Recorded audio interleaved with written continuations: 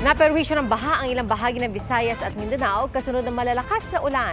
Sa Carmen, Cebu, 3 ang patay matapos anurin ng rumaragasang tubig ang sinasakyan nilang pickup. Saksi, si Alan Domingo ng GMA Regional TV.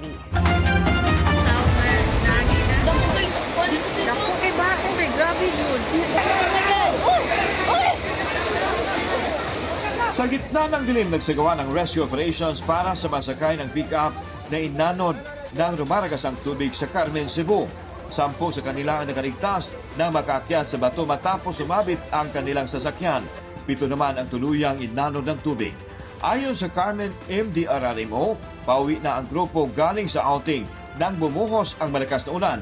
Pagdaan sa Barangay Road, umapaw ang tubig sa creek kung saan may malaking sapa kaya tuluyang natangay ang sasakyan. Pagsinggit nilag mga igtabang, pagtanaw ko sakyan na naghasar din ha.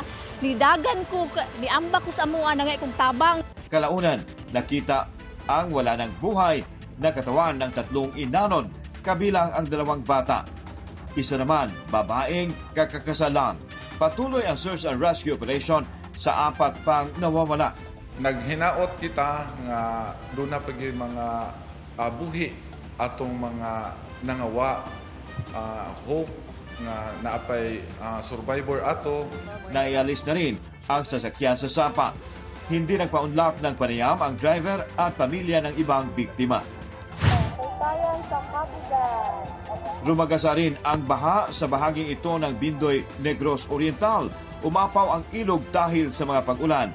Isang senior citizen ang nasawi matapos matrap nang pasukin ng tubig ang kanyang bahay. Ayon sa Local Disaster Reduction Management Office, may isa pang naiulat na nawawala.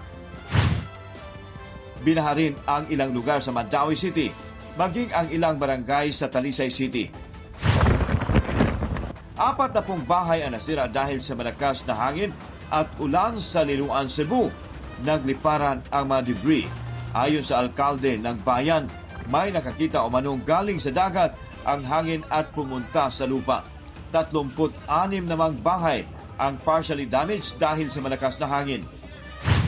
4 na araw namang lubog sa baha ang bahaging ito ng isang purok sa Dato Piang, Maguindanao del Sur.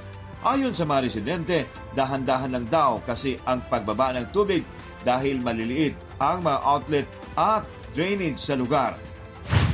Gumuho ang lupa sa bahagi ng isang highway sa Tigbao, Zamboanga del Sur dahil sa malakas na pag-ulan. Stranded tuloy ang ilang motorista.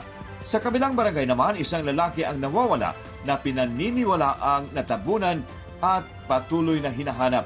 Ayon sa Pag-asa, ang mga pag-ulan sa ilang lugar sa bansa ay dulot ng thunderstorms. Para sa GMA Integrated News, Alan Domingo ng GMA Regional TV, ang inyong saksi.